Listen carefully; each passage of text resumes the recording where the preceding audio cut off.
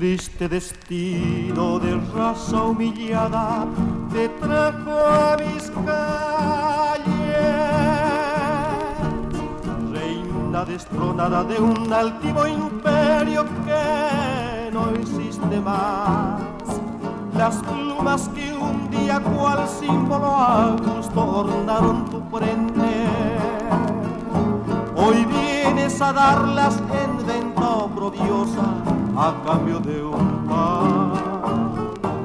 India silenciosa que cruzas marañas, selvas y praderas, eres la añoranza de nuestro principio indio guaraní, y a tu paso extiendo la alfombra sonora de un canto postrero que exalta tu gloria de madre cobriza de un pueblo viril.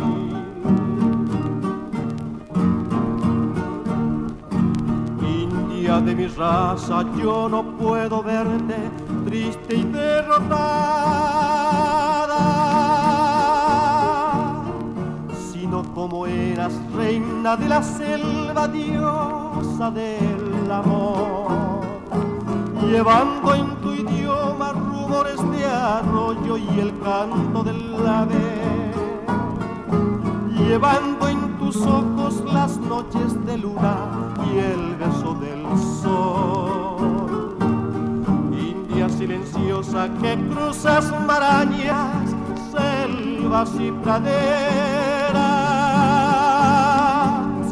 eres la añoranza de nuestro principio indio guaraní,